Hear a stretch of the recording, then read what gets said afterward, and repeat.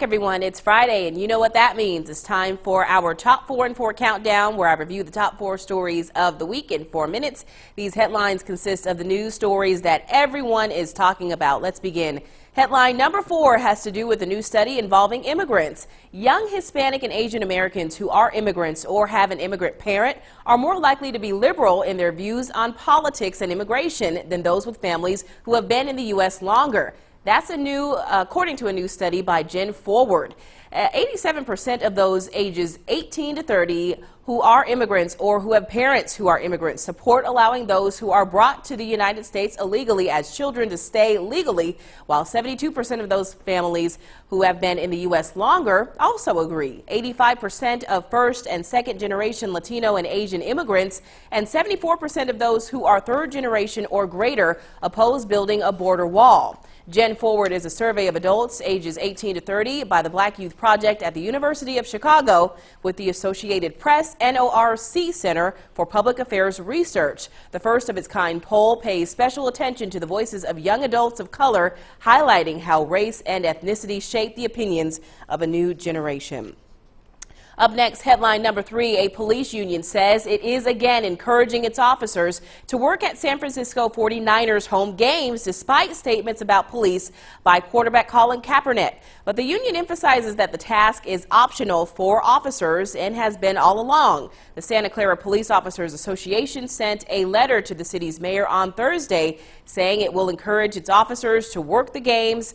The letter thanked the mayor for issuing a statement pointing out that the games are not a requirement. About 70 officers from the department work at each 49ers game and are paid as stadium security. It opened a wide debate and put the microscope on a pregame tradition that has for decades been routine. Last week, the union sent a letter to the 49ers saying some of its officers may boycott the games because of the statements by Kaepernick about what he calls police brutality and racial injustice that have come with the quarterback's refusal to stand for the national anthem.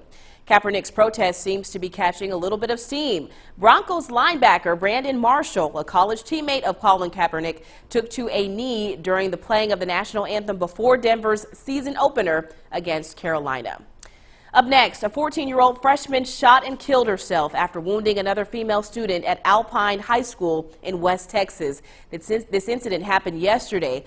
In the confusion that followed, numerous law enforcement officers rushed to the scene, and a U.S. Marshal accidentally shot a Homeland Security agent. That agent is in stable condition. Officers did not release the condition of the wounded student. Her injuries did not appear to be life-threatening. The student who died moved about 6 months ago to Alpine, a community of about 6,500 people roughly 200 miles southeast of El Paso. No motive has been identified, but officials say her family is cooperating. Alpine Police Chief Russell Scown said his department heard about 9 a.m. that students were running out of the school. A deputy happened to be driving by and entered the band hall. He found the shooter dead in a bathroom with a gun nearby.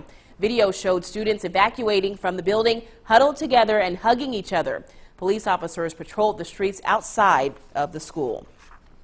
Headline number 1 has to do with a major victory for one woman journalist. Former Fox News Channel anchor Gretchen Carlson has settled her sexual harassment lawsuit against Roger Ailes, the case that led to the downfall of Fox's chief executive. Carlson will receive a reported $20 million settlement from Fox News' parent company, 21st Century Fox. The lawsuit filed by Carlson on July 6th charged that Ailes sabotaged her career because she refused his sexual advances. Within 2 weeks of the court filing, Carlson's lawyers also said more than 20 women had contacted the firm with stories of alleged harassment by Ailes either against themselves or someone they knew.